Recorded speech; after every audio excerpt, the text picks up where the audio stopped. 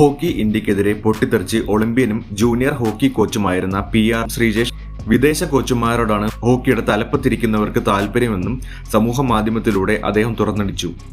Junior team തന്റെ കീഴിൽ വിജയങ്ങൾ നേടിയതുപോലും പരിഗണിക്കാതെയാണ് വിദേശ കോച്ചിനായി ഫെഡറേഷൻ നിലകൊണ്ടതെന്നും ശ്രീജേഷ് ആരോപിച്ചു. കളിക്കളത്തിൽ നിന്ന് വിരമിച്ചതിന് പിന്നാലെ ജൂനിയർ താരങ്ങളുടെ പരിശീലകനായ ശ്രീജേഷ് മികച്ച റിസൾട്ടാണ് ഉണ്ടാക്കിയത്. എന്നാൽ കേവലം 1.5 വർഷത്തിനപ്പുറം സേവനം മതിയാക്കാൻ ഹോക്കി ഇന്ത്യ തീരുമാനിച്ചതിലെ അതൃപ്തി സമൂഹ മാധ്യമങ്ങളിൽ ശ്രീജേഷ് പരസ്യമാക്കുന്നുമുണ്ട്. മോശം പ്രകടനത്തിന്റെ പേരിൽ കോച്ചുമാരെ പുറത്താക്കിയതായി ഞാൻ കേട്ടിട്ടുണ്ട്. പക്ഷേ വിദേശ കോച്ചിന് വേണ്ടി ഒരാളെ പുറത്താക്കുന്നത് ഇതാദ്യമായി ഞാൻ നേരിട്ട് അനുഭവിക്കുകയാണ്. ജൂനിയർ ടീമിനെ പരിശീലിപ്പിക്കാൻ വിദേശ കോച്ച് വേണമെന്ന് സീനിയർ പുരുഷ ടീമിന്റെ കോച്ച് പറഞ്ഞതായി ഹോക്കി ഇന്ത്യയുടെ പ്രസിഡന്റ് എന്നെ അറിയിച്ചത്. ജൂനിയർ തലം മുതൽ സീനിയർ തലം വരെ അതിന്റെ മെച്ചമുണ്ടാകുമെന്നും അതുകൊണ്ട് വിദേശ കോച്ചിനെ താല്പര്യപ്പെടുന്നുവെന്നും വിശദീകരിച്ചു. ഇന്ത്യൻ കോച്ചുമാർക്ക് ഇന്ത്യയിലെ ഹോക്കിയെ മെച്ചപ്പെടുത്താൻ കഴിയില്ലേ?